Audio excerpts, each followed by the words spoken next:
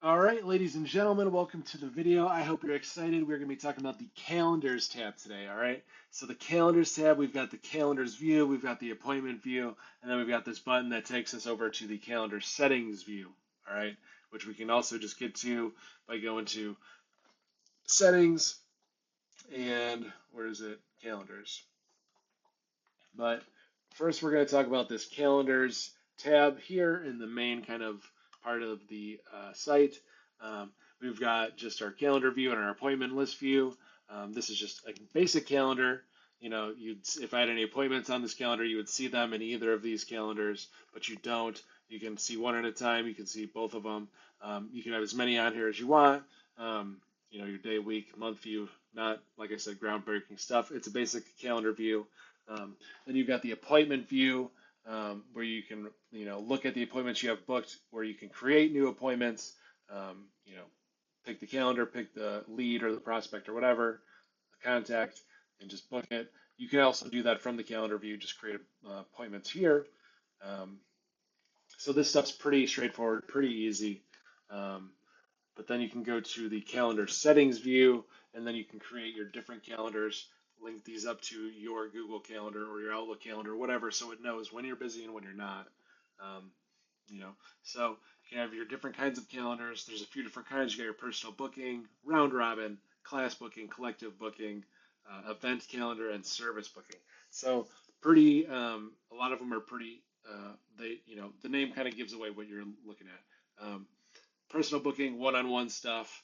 Um, Round robin is the only one that might need a little more explanation. Is um, like, let's say I have a lead come in. I want that lead to go to somebody, right? So if I'm busy, I want it to go to my first best salesman, right? And so you can set it up to do that. So it'll check if I'm busy. If I'm busy, it goes to my first best salesman. If he's busy, it'll go to my second best salesman, etc. So you can set that up with a round robin, or like set it up to do different things. Class booking, it's what you think it is. It's I'm teaching a class. I have different people who I want to get in my class. I have 20, 30. You can set the number. That's the type you're looking for is class booking. Collective booking is like a job interview type of situation. So let's say there's two of us interviewing one person. It would be kind of the reverse of the class booking, I guess.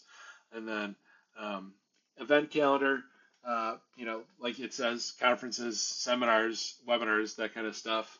And then the service booking. So that's like if you're gonna like do some repairs, you got spa appointments, something's being done, and that one has some extra kind of configuration you can do with it. So, um,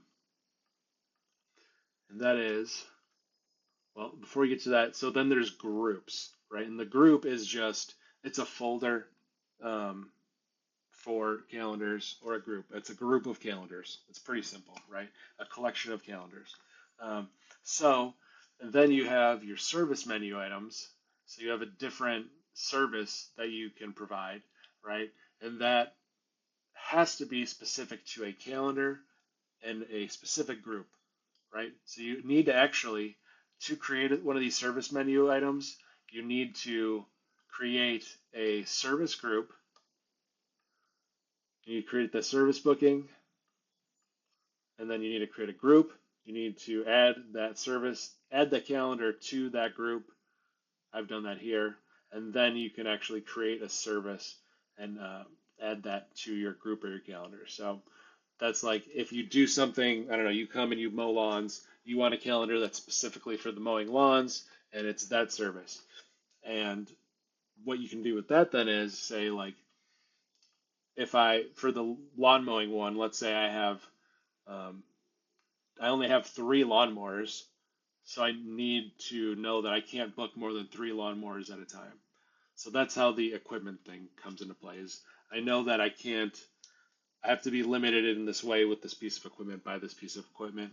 And then that's essentially what the room thing is. It's just some constraint you have to add. So I can't have more than X people in this room, and all my classes are in this room. So that's just what it is. So pretty simple.